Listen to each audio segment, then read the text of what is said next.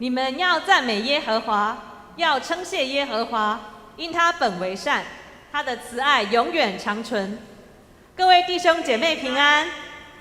在我们无法实体聚会的时候呢，我们的生活真的变得有很多的不方便，而且我们的心灵也受到影响。但是感谢主，让我们的教会能够有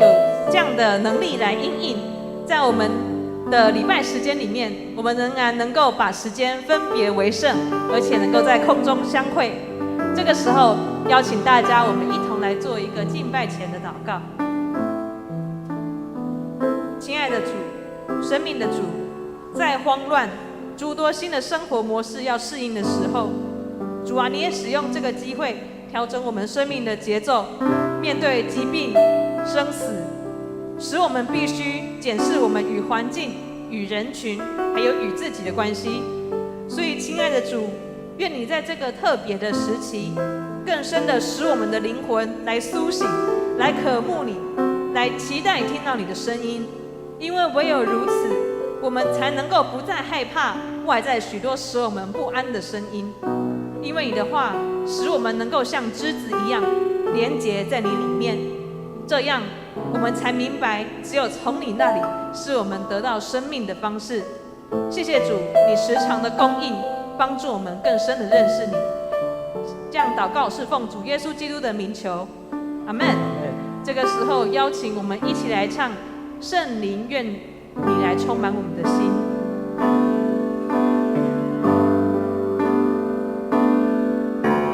圣灵请你来充满我心，我需要你恩膏充满我灵。圣灵我好爱你，我的灵让你牵引，而每一天我要更深爱你。圣灵请你来充满我心，我需要你恩膏充满我灵。圣灵啊，我好爱你，我的灵让你牵引，而每一天我要更深爱你。我追求你主，我将生命献给你，牵引我更亲近你，你大能更新我灵，无人能与你相比。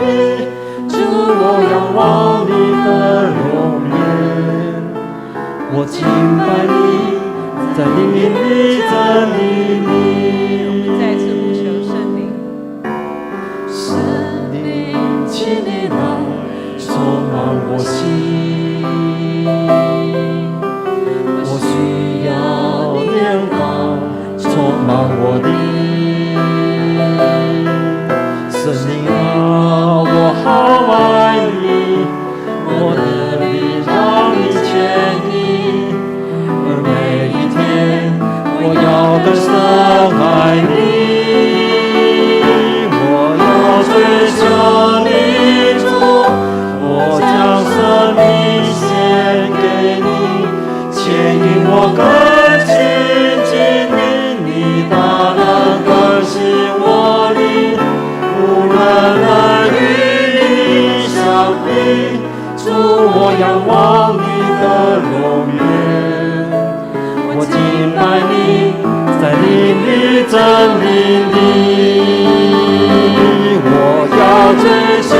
你主，我将生命献给你，牵引我更亲近你，你大能更新我灵，无人能与你相比。主，我仰望你的容颜，我敬拜你，在灵里真理里。这个时候邀请会众一起在音乐里面安静自己的心，我们花一点时间，恳求圣灵帮助我们的心预备敬拜他，敬拜拜他，预备听他跟我们启示的话语来祷告。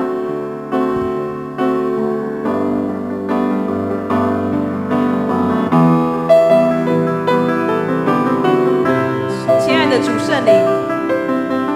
恳求你这个时候耕耘我们每一个人的心土，使我们的心能够柔软，使我们的心能够被你滋养，使我们的心能够连结于你，尤其是你应许要给我们的那样子的新的生命。恳求圣灵，你这个时候翻转我们的生命，就算我们没有实体的聚集，而是线上的聚集，但是主圣灵，我们知道你的工作是没有界限的，能够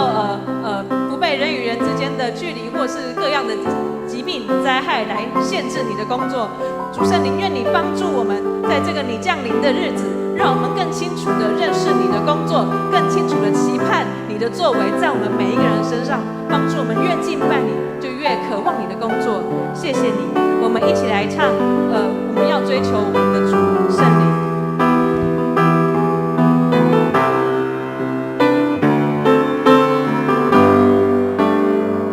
我要追求你主，我将生命献给你，牵引我更亲近你，你大能更新我灵，无人能与你相比。主，我仰望你的容颜，我敬拜你，在灵与真理里。我要追求你主，我将生命献给你，牵引我更亲近你，你大能更新我灵，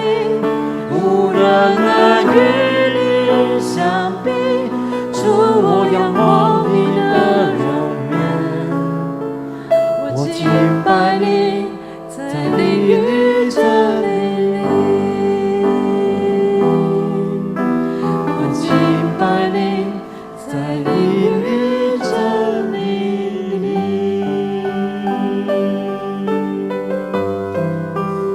谢谢圣灵，谢谢我们的主，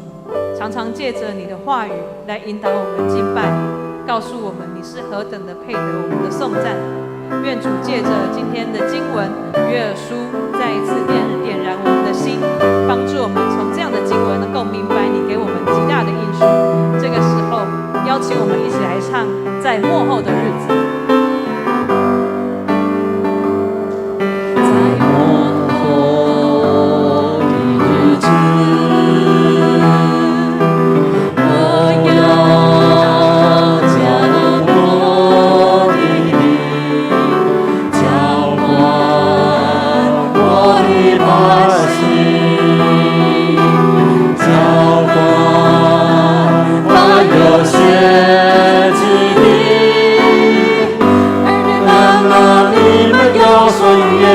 少年人啊，你们要见异象；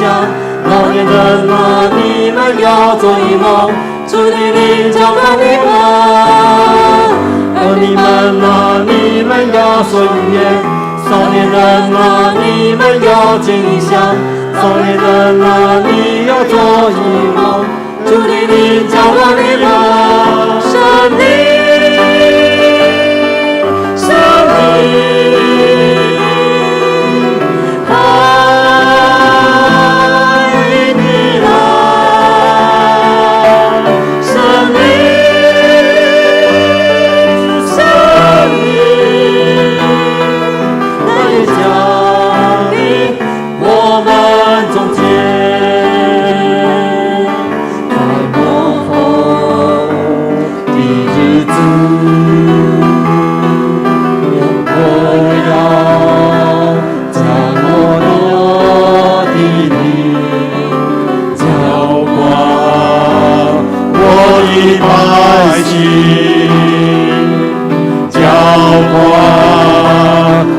流血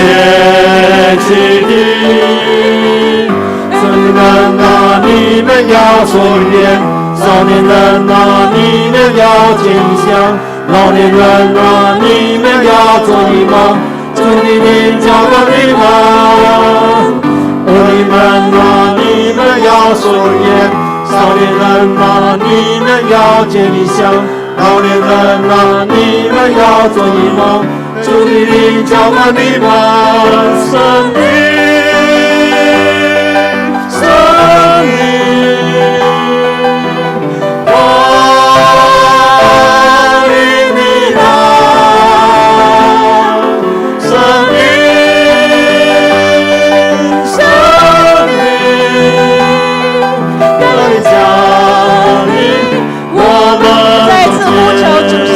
我们中间，生命，生命，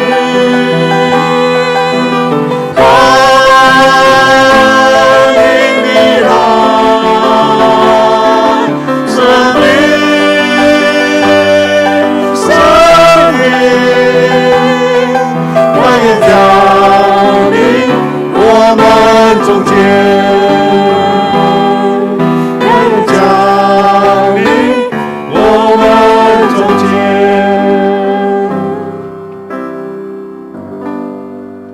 圣灵啊，我们欢迎你来，欢迎你来到我们中间。现在在这个苦难的日子，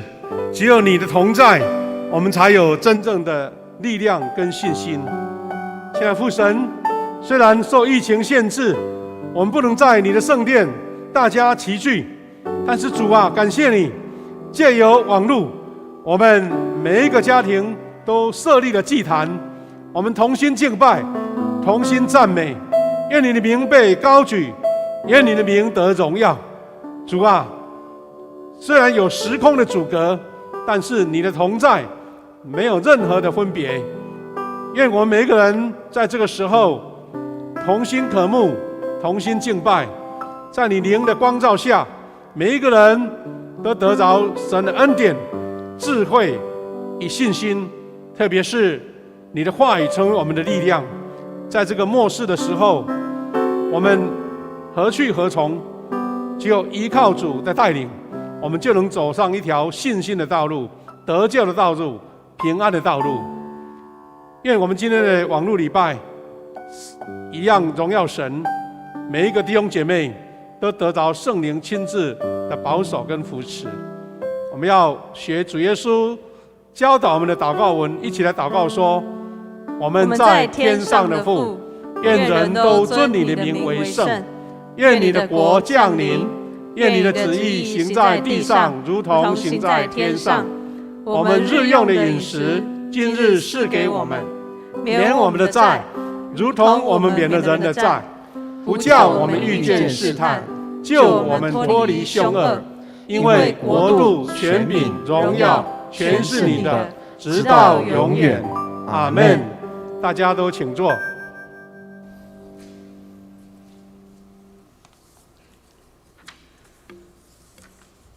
我们一起来恭受上帝的话。今天我们要领受2段，第一段是约珥书2章28到29节，第二段是使徒行传2章1到4节。请弟兄姐妹们看到荧幕的时候，我们一起来读。预备，请。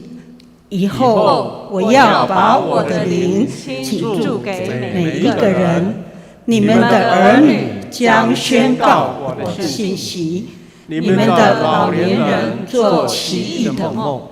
你们的年轻人看见异象。那时我甚至要把我的灵倾注给奴仆和使女。第二段，请。五旬节那一天，圣徒都聚集在一个地方，忽然有声音从天上下来，仿佛一阵大风刮过的声音，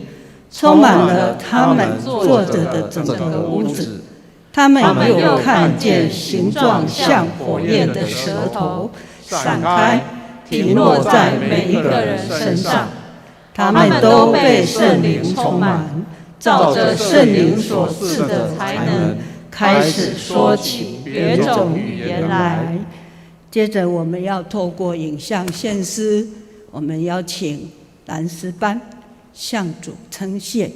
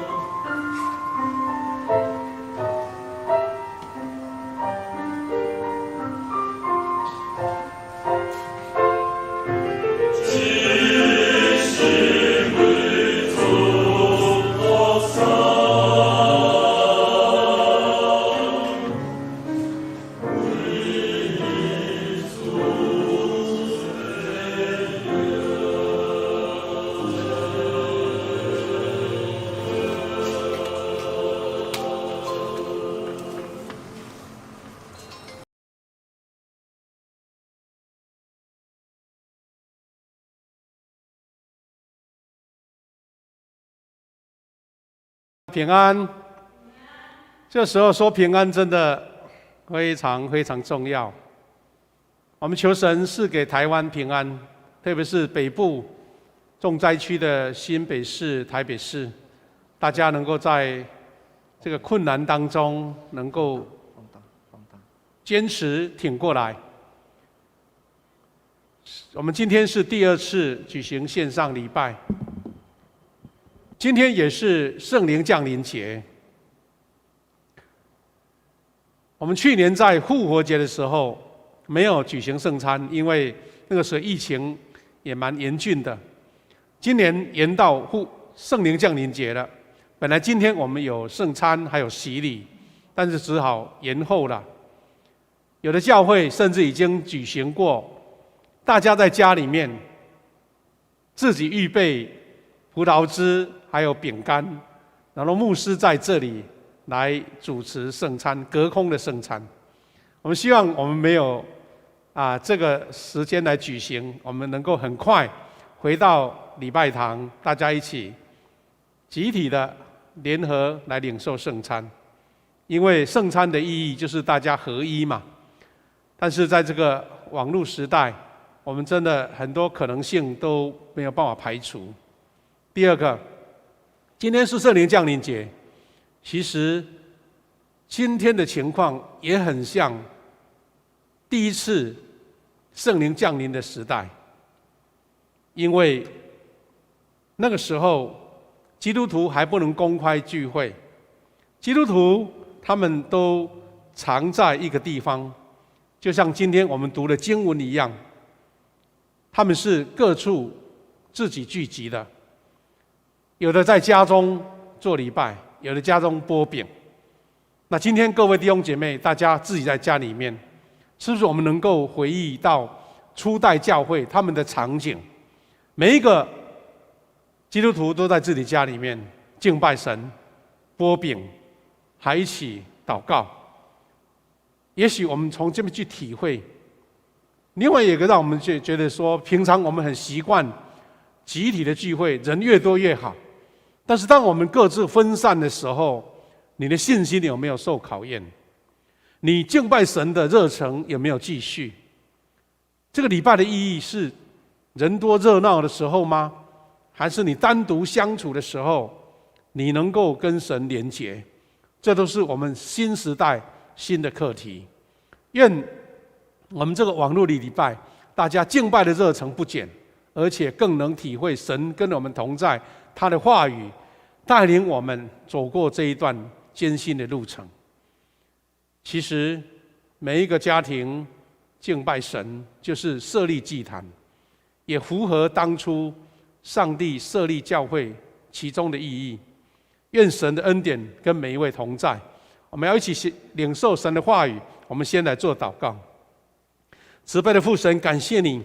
在这个时刻，我们要一起用你的话语彼此来勉励，彼此来学习。愿神的恩典跟我们同在，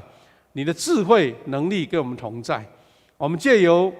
现代的网络的机器来传播，也求你保守，让我们一切都顺利。每一个弟兄姐妹都能够没有阻隔的领受神的话语、神的恩典、神的祝福。感谢祷告，奉耶稣的名祈求，阿们。各位弟兄姐妹，我们今天读了2段经文，都是大家熟悉的经文，也跟五旬节有关。刚刚我们读的约珥书2章28到29节这段经文，刚刚我们在敬拜赞美的时候，雅茹传道带领我们唱的诗歌，就是用这首诗、这段经文来编写的。在末后的时候，我要把我的灵倾注给每一个人，你们的儿女将宣告我的信息，你们的老年人要做奇异的梦，你们年轻人看见异象。当初约珥先知来分享这段宣告的时候，可能大家不了解什么意思，而且他还说，那时我甚至要把我的灵倾注给奴仆和使女，倾注给奴仆和使女。这段话除了我们刚刚所说的，儿女要宣告讯息，老年人要做奇异的梦，看见异象。这些是后来大家领受圣灵后才知道说，哦，原来上帝的灵一直在我们当中。不过加上29节，我们就可以看见说，原来主要把我的灵倾注给每一个人，是没有选择性的，是真正看见热诚仰慕的人，渴慕神的话语的人，跟随主的人，这些人就是被上帝的灵所倾注的，不是有特权，而是跟神连结的。那甚至还包括奴仆和使女都包含在内。那当我们看第二段经文的时候，我们就发现说，原来在五旬节的时候，这一群上帝的百姓，他们已经领受了主耶稣的恩典，在耶稣升天后，他们聚集在一个地方。耶尔先知所宣告的那个灵，清清楚楚，而且看得见、感受得到，倾注在当时的所有的学生身上。这段经文说，五旬节那一天，信徒都聚集在一个地方，忽然有声音从天上下来，仿佛一阵大风刮过的声音，充满了他们坐着的整个屋子。五旬节就是以色列人最重视的一个节期，因为那是逾越节过了之后50天，就是迎接五旬节。那是犹太人守了好久好久1-2千年的习俗了，大家再熟悉不过了。但他们也没有办法预期说这一次的五旬节有那么样的特别，因为他们说聚集在一处，本来他们五旬节就是会聚集啦。他说忽然有声音从天上下来，声音那是听得到的声音。他说一阵大风，大风刮过，不只有声音，而且感受到吹过每一个人，头发衣服都会震动的。我们在屋子里面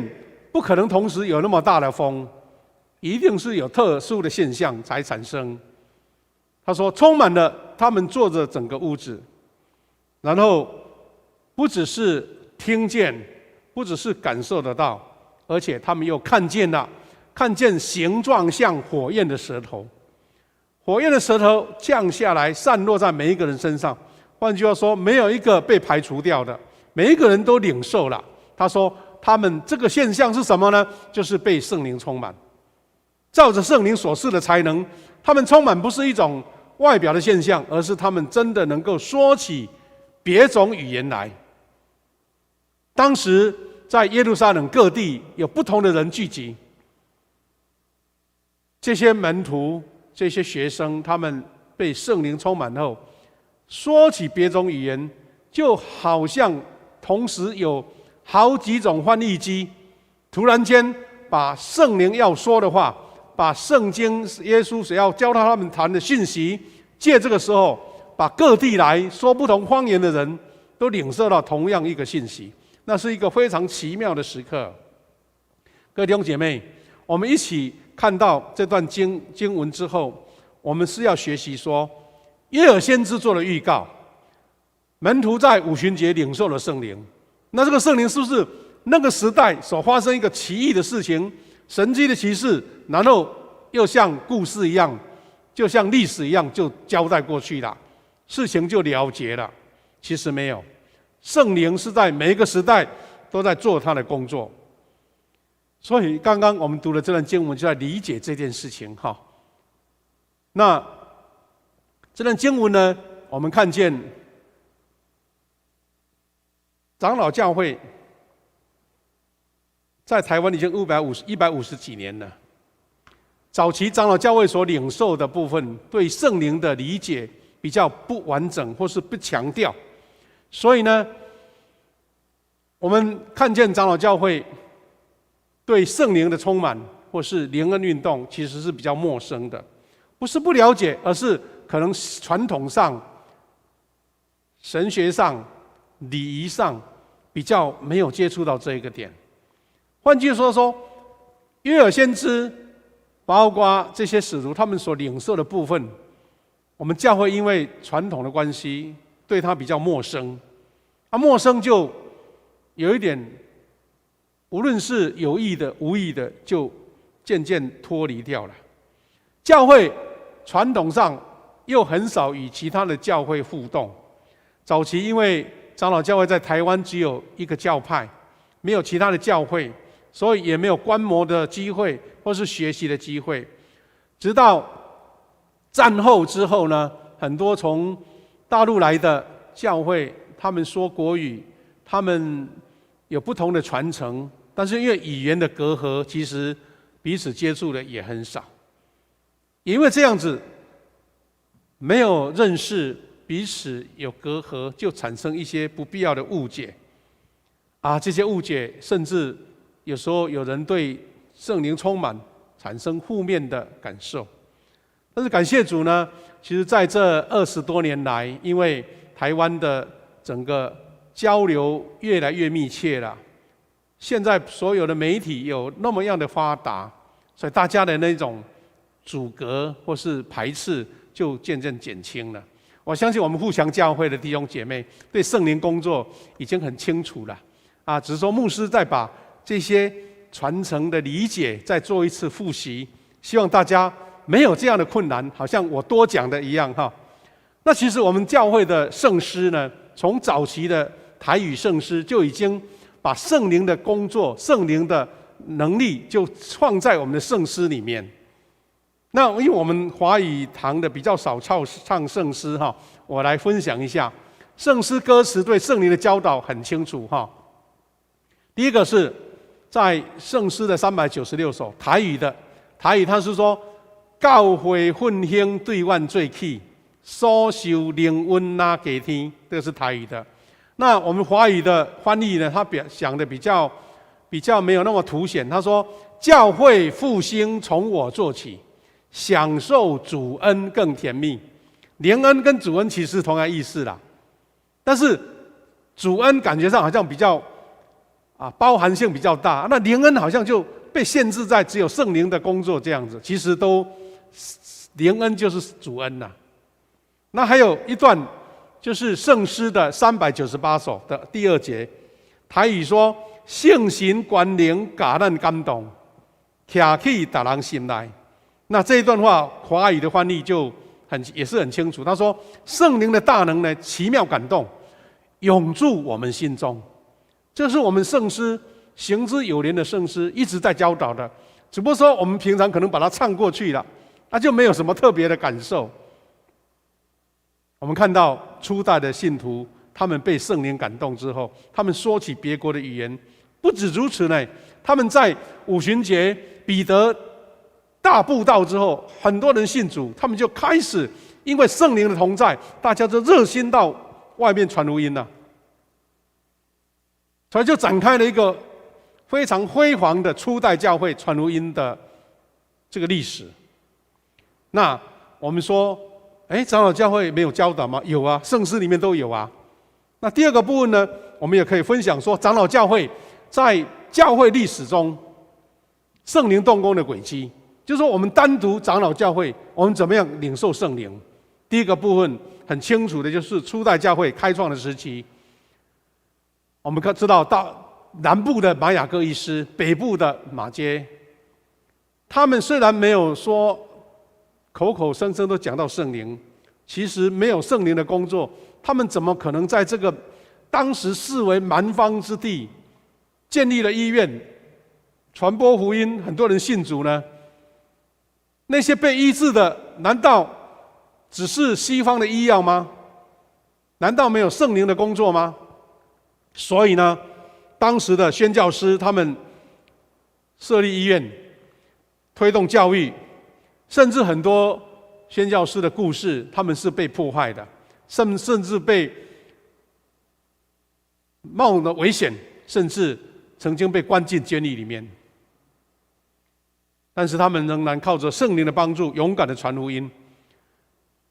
我们说，在清朝那一段时代，大概有30年的时间，教会就在很多重要的点都已经布好了。30年，圣灵的工作，让这些宣教师克服了语言的障碍、生活的障碍、文化的障碍，特别是气候、土地、饮食的障碍。神将福音的种子在这边建立那个非常好的基础了。所以圣灵的工作从那个时候一直在我们当中。其中有一段非常短暂奇妙的记录，就是在日本的统治的时代，有一个非常出名的中国布道家，叫做宋藏杰博士。他在1936年，我们台湾的教会呢，觉得哇，这个神的仆人呢非常有影响力，所以他们就用了好多的方法去邀请宋藏杰博士。我们知道宋藏杰博士呢，他是闽南人呐，其实他会讲闽南话，所以呢，来到台湾根本没有语言的障碍，他就直接可以用闽南话来对台湾的基督徒来宣讲。所以呢，他说，在那段记录里面记录到说，全台奋兴布道会引发悔改认罪、热心传福音的热潮。这段记录呢，有些历史没有写到，那长老教会的历史有提到一点点。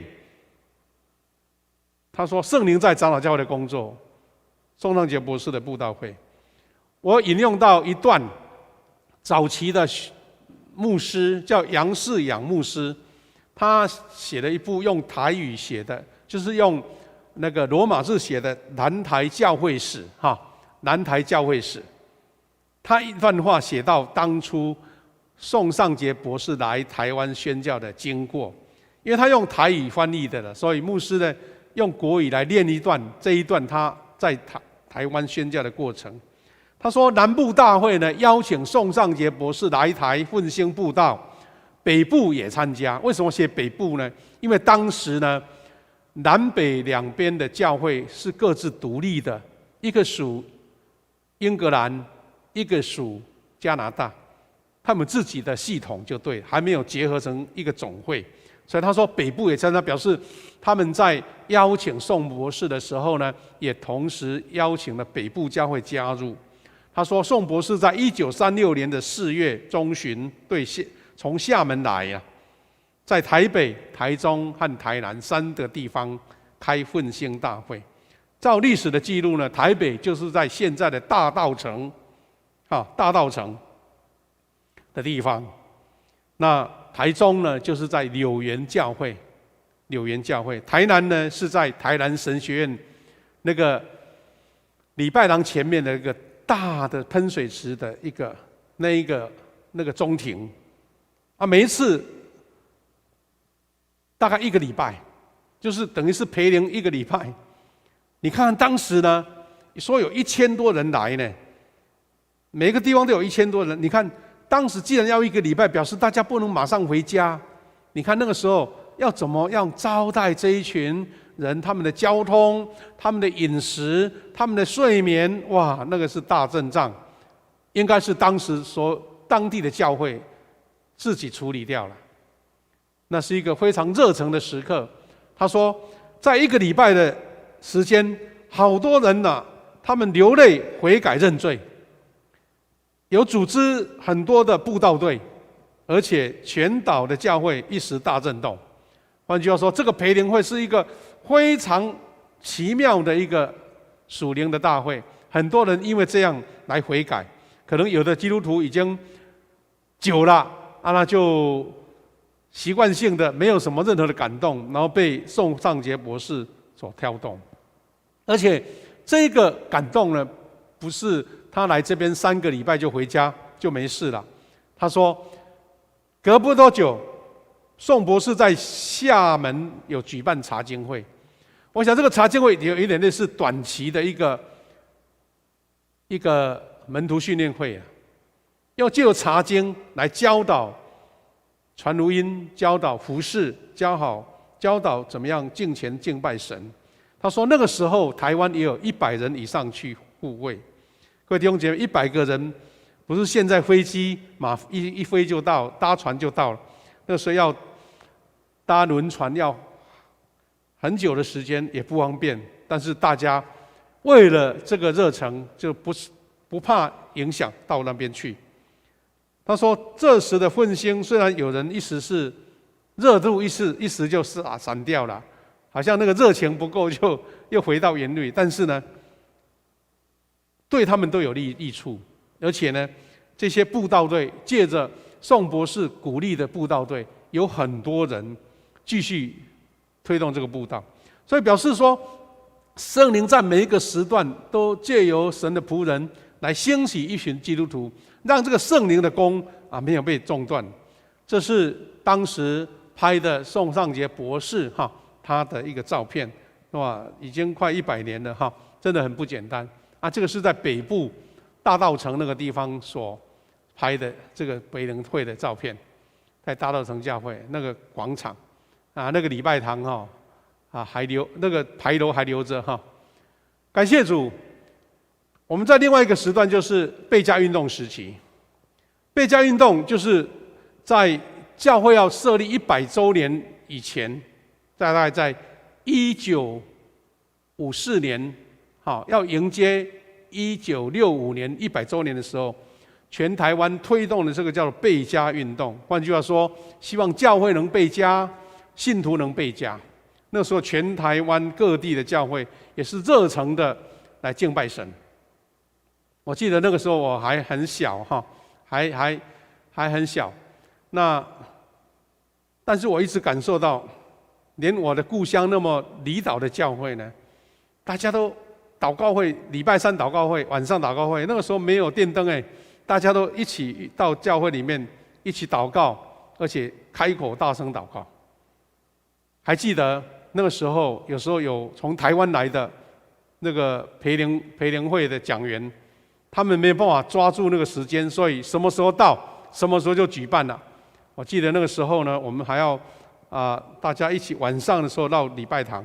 因为那时候没有电灯，所以要由我们的工作人员点一种煤气灯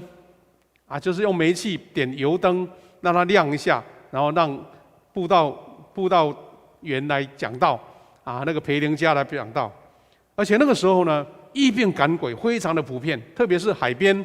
特别是在乡村，那个疫病赶鬼的情况非常的普遍。而且当时的每一个家庭都举办家庭礼拜，所以整个圣灵的工作到1965年的时候，全台湾的教会就真的加倍，教堂加倍，而且呢，那个会友也加倍。所以各位弟兄姐妹，如果你最近看到有的教会因为1965嘛1965，然后就是100周年的时候设立的教会，到现在呢大概是60-70年了。很多教会在庆祝60周年、70周年，就是表示那个时候所设立的教会。感谢主。那我们可以说还有很多很多的故事，也许牧师下一次可以跟各位分享圣灵在长老教会所做的工。他一直在造访，圣灵造访如风如火，它不是一个外表的现象，而是借由约珥先知所宣告的，他要把灵降临在凡是虚心迎接、欢迎、接纳圣灵工作的，他就在那个地方兴起他的功。那最后我们要学习说，那这样是不是圣灵的工作只在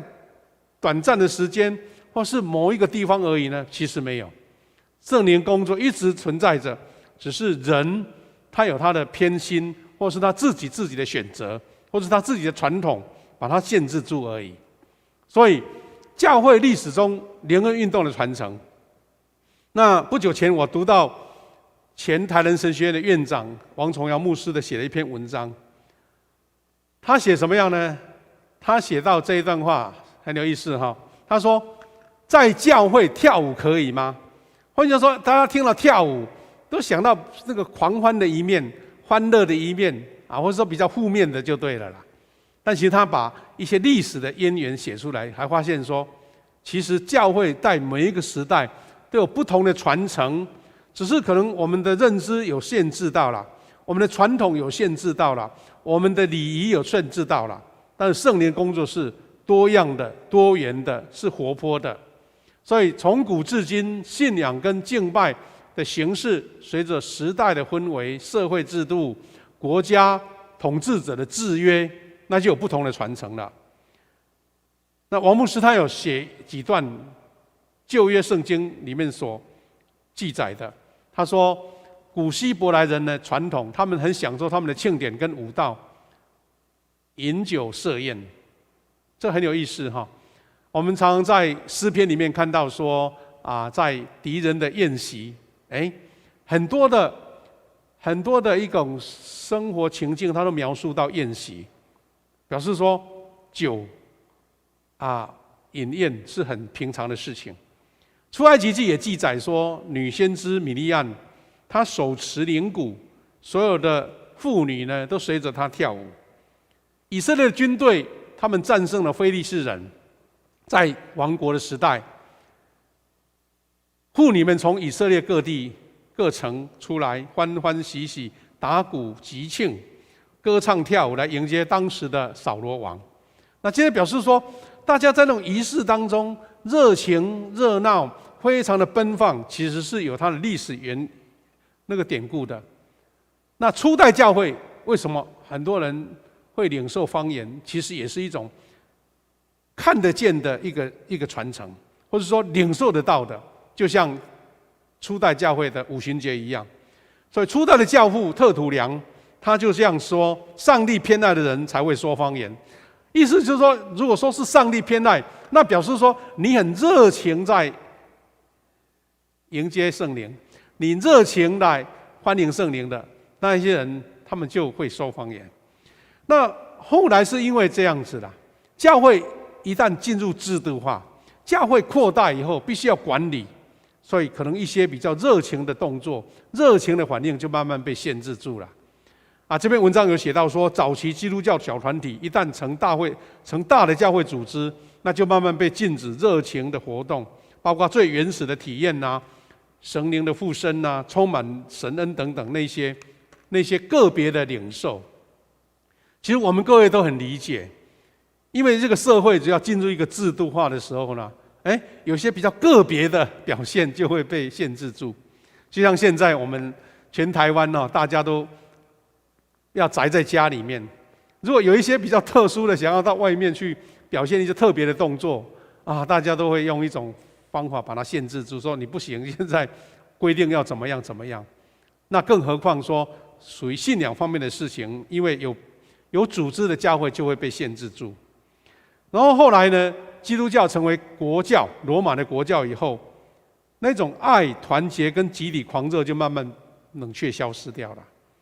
因为那个不好管理，也没有办法去好好的追踪，所以呢，他说代之以什么？教务管理组织与阶级制度。意思是说，按照规矩来。所以你看，有的教会呢，他们做礼拜那个礼仪是一段一段的，都按照这样来的，不能随便加的、随便减的。就长老教会的这个礼仪制度也都非常的完整了。那这是一个发展制度这个没有办法去避免的事情，所以我们才看见说，原来说方言的情况慢慢减少了，不是没有，是可能被限制住了，或是被忽略了。所以社会学家韦伯他认为，每个新宗教发展的要务，最后是以理性的道德体系来取代早期狂热的灵感。所以各位姐妹，我们看到这段分析描述，我们就可以知道说，为什么非洲的基督徒他们会跳舞打鼓，非常的狂热。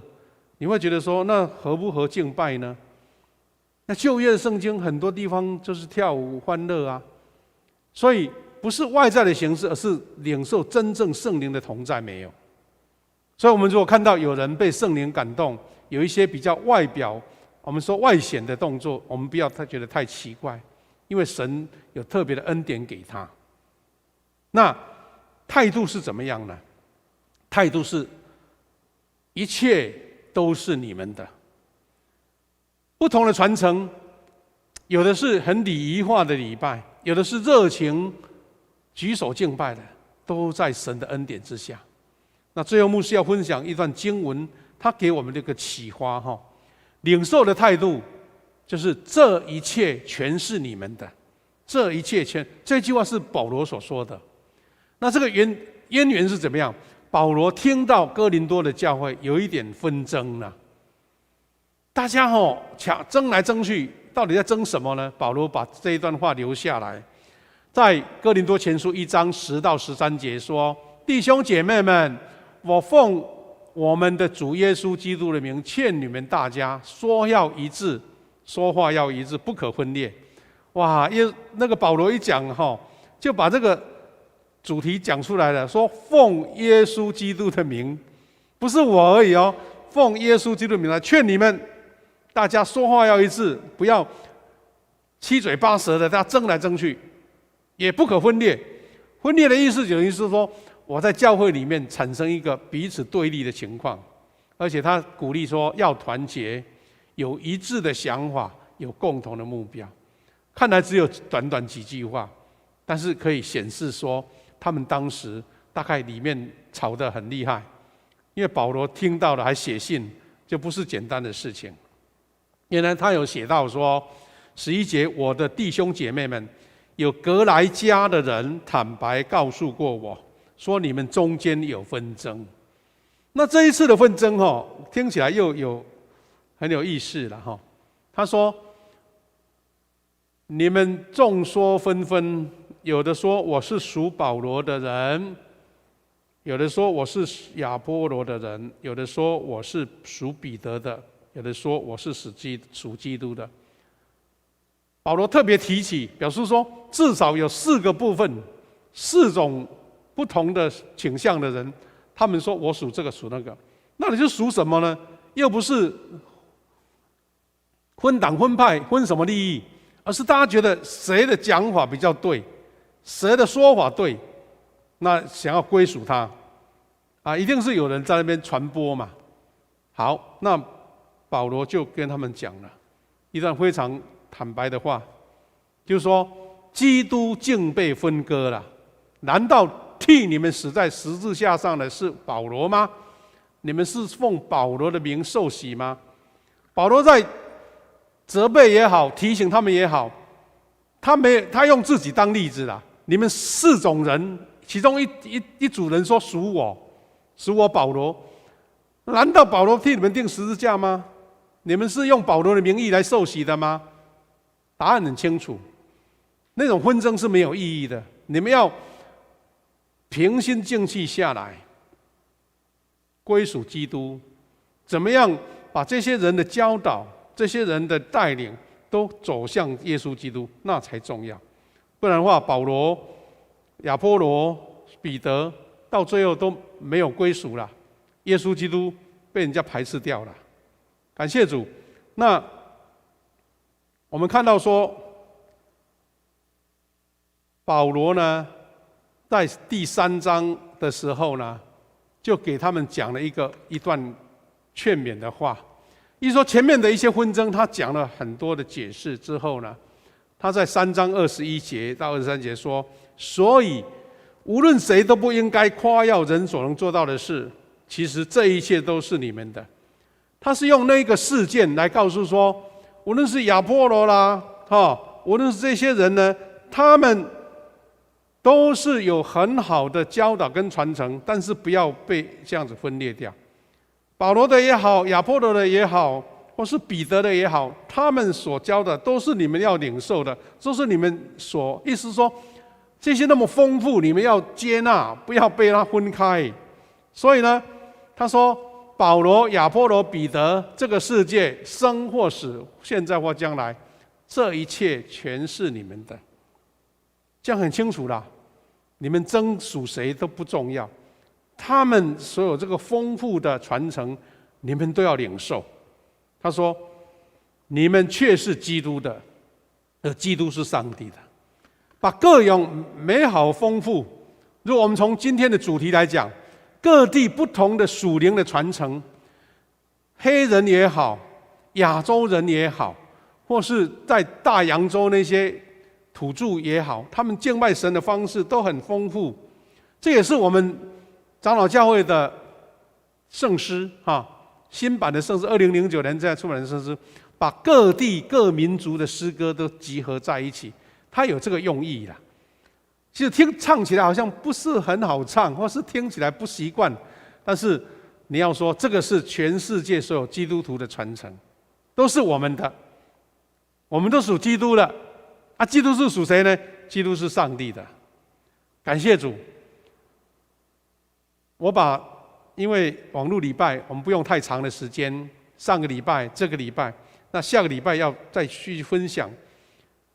圣灵在我们当中的工作、传承、造访。那因为我们现在没有在现场，你也不能跟弟兄姐妹分享，所以牧师有一个小小的作业小小的作业就是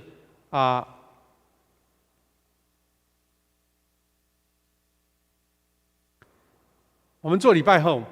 如果你全家人呢，也许第二堂比较晚一点的啦但是也可以在一起用餐的时候呢，分享一下做一个后续一个连结，因为家庭要彼此交通嘛那家中的长辈，我们可以主领家庭祭坛，复习主题经文，然后呢，我们家中的成员大家也可以在饭前做一个彼此的代祷。当然，如果你时间有空呢，你也可以借由通讯的软体，跟你小组中的成员呢一起线上分享跟代祷，等于是把我们补足了我们做礼拜后大家在心灵转角一起分享，或是大家一起用餐的那种分享，我们用这样的方式来交谊好，那在周报的这个电子档里面，你可以看到3个讨论的话题。第一个，分享先知约珥的预言。多读几遍，看看神对你讲什么话，对你的信仰生活有所体验跟启示。第二段，牧师刚刚介绍了长老教会的历史，但是你也许有不同的体验你体验的可能牧师没讲到的，有什么圣灵工作的见证？也许你的家族就是因为圣灵工作来信耶稣的耶，有的是被医治来信耶稣的，就像牧师的家庭，圣灵工作来信耶稣的。第三个，你可以分享本身经历圣灵的经验，跟如何改变对圣灵工作的看法。换句话说，还有人对圣灵有怀疑吗？或是排斥吗？或是觉得说圣灵充满说方言是一个不入流的？我们是不是要一起讨论来调整来改变？这时候牧师要邀请大家一起为这几件事情来做公道在音乐当中，我们在家里面一起为这件事情代祷。你们可以看到荧幕上的一些代祷的事项，我们可以为这些事情代祷。第一个，我们求上帝保守台湾的国民同心团结防疫，减少外出禁绝群聚，大家能够赶快度过这个疫情。特别我们为我们有亲友，特别为这个案例很多的双北城市能够得到控制，大家一起合作配合，让疫情减低下来。我们也为台南市民，我们的会友得平安来祷告。台南也有几个个案，希望这些不会扩展出去，因为我们赶快做防守的动作。各位弟兄姐妹，我们也特别在这个时候为防疫第一线的全体医护人员跟各级防疫单位代祷。我们看到一些照片，这些第一线的，他们等于直接到危险的境地耶，因为我们要躲避他们反而要到群聚有人感染的地方，有人要被裁剪，有人要被治疗，他们因为他们的天命是他们的一个自己本身的一个使命，他们就走入这个危险环境当中。我们求主赐给他们智慧、体力、健康，然后能够保护全体的民众平安度过这个危机。那时候我们可以安静在主面前，牧师带领大家一起来做祷告。谢谢天父上帝，我们在不预期当中，我们竟然不能走出家门，用快乐的心来到教堂里面一起敬拜。但是感谢你，让我们在自己的家中，也能透过网络，大家同步同心。我们说同岛一命，我们也是同一个教会，弟兄姐妹同一个心，在你面前祈求，请你保守我们在疫情爆发后，大家不是怪罪，或是很多的抱怨，而是大家愿意遵守规范，大家同心合一，让防疫能够发挥效果，减少外出，禁绝群聚，让这一波疫情很快就能够降下来。我们感谢你，因为很多的国民非常的守法，非常的超前部署，愿意配合类似禁绝足迹，让这些传染链能够断绝。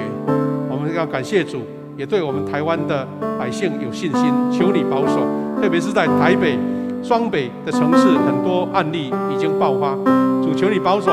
在这一波的努力防绝的当中，能够赶快降下来。特别我们为台南市民也能够平安祷告，我们的防疫人员在第一线做最快速的处理。特别求你保守我们的教会弟兄姐妹，大家在各自的家里面也都很平安。有时候要外出买东西，或是要与别人见面的时候，求你保守，让我们不是在风险当中。我们有亲友在台北2个城市的，也求你亲自保护他们一切平安。特别求神来保守怜悯我们站在第一线，直接在风险当中的全体医护人员，以及政府各级防疫的单位。主啊，他们因着他们的使命，因着他们的热诚奉献，让我们能够有一个非常平安的环境。主，求你赐给他们智慧、体力跟健康，藉由他们的专业，藉由他们的努力付出，来保护全体民众能够平安度过这个疫情跟危机。主啊，也求你保守我们教会在这一段不能一起群聚聚会的当中，弟兄姐妹仍然彼此代祷、彼此关怀，让我们的信仰热忱不会降低，反而更加珍惜。主，我们有弟兄姐妹因为病痛，有的在医院静养，有的在家中静养的，也求你赐下你的医治在他们身上。我们也有教会弟兄姐妹的家庭失去了亲人，心中有哀痛哀伤，也求你赐下你的安慰在他们当中。主，我们求你保守，让这个疫情给我们一个教导，一个震撼，但是不至于让我们失去控制，特别能够早日恢复正常的生活，我们能够再一次欢乐的在教会同心敬拜你。主，感谢你，让这几次的线上礼拜成为我们一生最重要的或是最珍贵的回忆。但是求主亲自来解开保守，让我们的疫苗能够发挥功效，让我们的防疫能够发挥功效。在你面前，在这线上感恩祷告，都是奉主耶稣基督得胜的名，阿们。各位弟兄姐妹，我们把时间稍微做一点调整，那也让它效率更快。牧师接下去要做一个重点的报告。那报告的当中呢，我们虽然在家里面，但是我们也能够做奉献哈。我们请家长或是家里的成员准备一个纸袋、信封也可以，或是一个很漂亮的盒子、碗都可以哈。我们这个时候要把我们自己的奉献放在盒子里面。那牧师这个时候要来做报告，自己要做报告。我们在今天有几点做报告的哈，我们荧幕可以再投影出来哈。是报告我的讲道的后面，我讲到的最后面有报告。好，有几点在周报已经有了，那我又简短的做一个报告哈。好，第一点，我们中央疾管局因为在5月19号礼拜三就宣布了，突然间升级成第3级，所以大家全部的聚会活动都停止了。我们的总会跟中会也来公文，要我们停止实体的聚会，大概我们要到6月8号，所以还有后续2个礼拜，我们就是要按照这个形式来实施哈。那突然间从2级又跳3级，真的是让我们来不及预备就对了。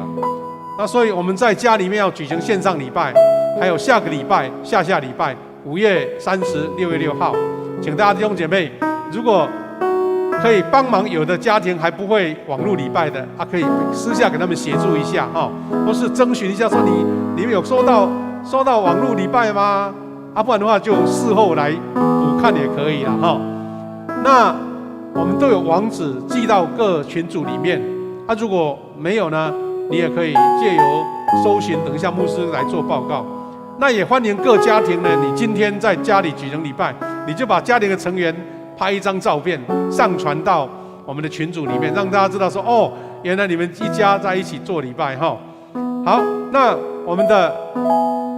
如果没有收到那个网址的话，你可以直接搜寻，比如说我们的富强光研国度的 FB，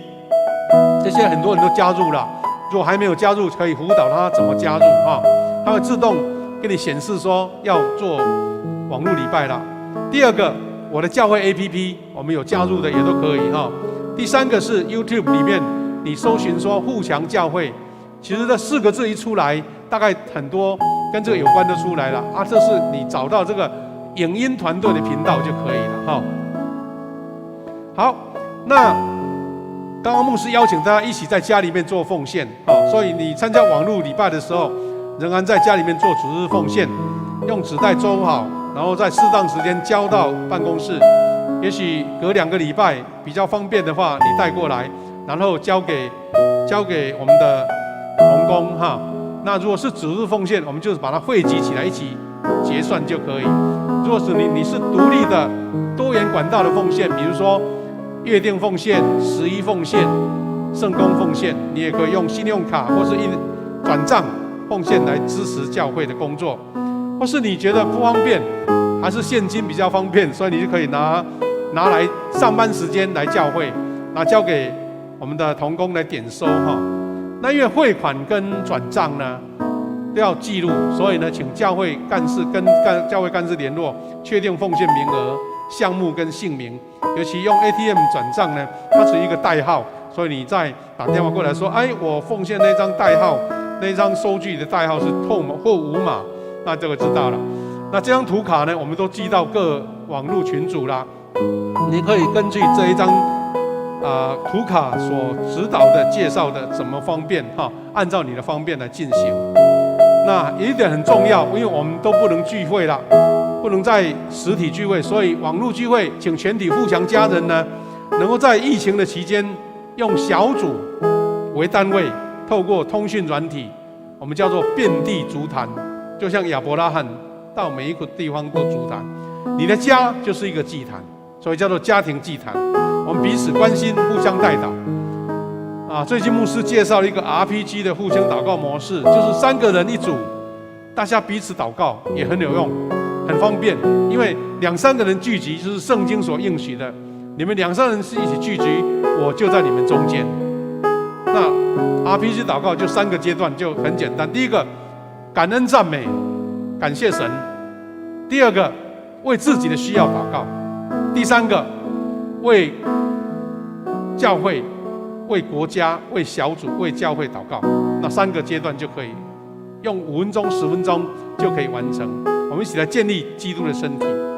好，有2个消息报告一下。我们的中保代祷团邀请弟兄姐妹参加疫情期间40天的连锁禁食祷告，已经从5月17号开始了。欢迎你自己加入自己选自己禁食的时间。如果你禁食不方便，你的身体不方便禁食，你也可以参加，不用禁食那一共40天，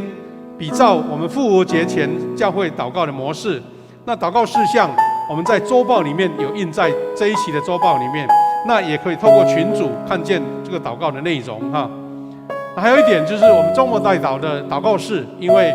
必须要到这边来，外出不方便，所以我们就暂时关闭了。但是我们在各地自己的地方，按照你服事的时间，也可以同样这个祷告我们一起为台湾能够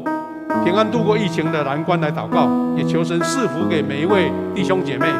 赐福每一个家人这样子。最后一个关怀代祷的事项，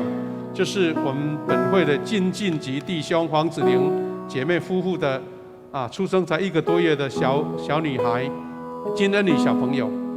那在5月19号蒙主恩召安息主怀，那告别礼拜已经在5月21号前天举行完成。我们为这对夫妇祷告，求神甚至亲自将圣灵的安慰赐给他们，神的带领他们走前面的道路。另外也是要关怀的消息，就是我们的林秀娜姐妹，她在印尼的故乡的二姐，因为感染新冠病毒，那经过治疗没有办法产生效果，就在日前别世了。秀娜姐她其他的兄姐呢，也在几个月前也发生所以连续的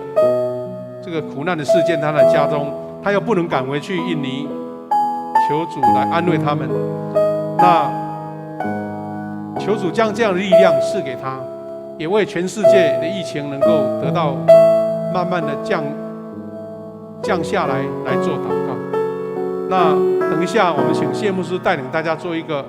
奉献的祷告。你们在家里面也可以将你的奉献袋拿着，一起来唱这首奉献歌。我们把时间来交给谢牧师。请我们大家都一起起立，我们一起来吟唱奉献诗：一生爱你。亲爱的，我为耶稣，你爱我的你甘甜，我的心深深被你吸引，爱你是我的心愿，一生爱你，一生就爱你，一生爱你，一生荣耀你，一生奉献，一生不回头，一生爱你，跟随你。请坐，大家一起来攻读我们这个月的金句，记载在加拉太书5章22到23节。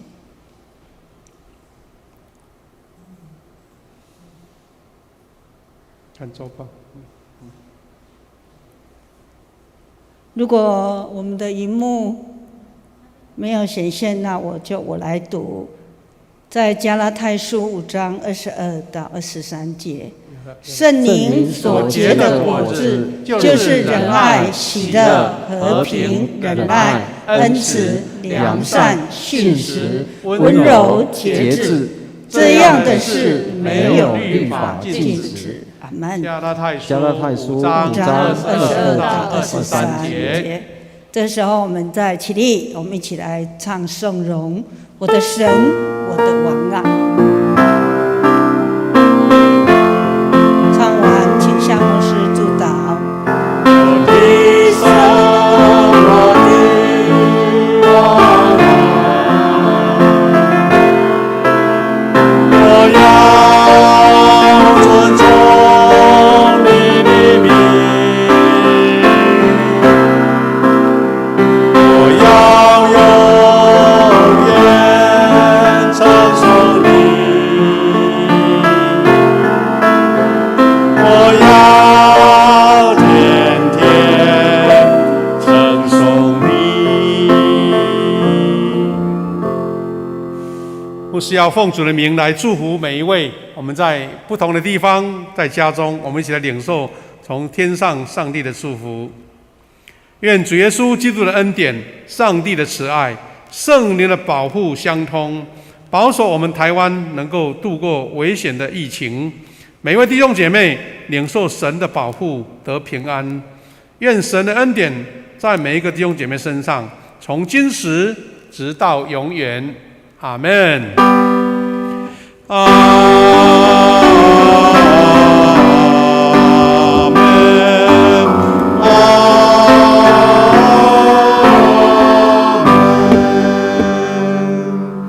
我们请每个人请坐，我们做默祷来感恩，也继续每一个家庭祭坛，大家彼此分享，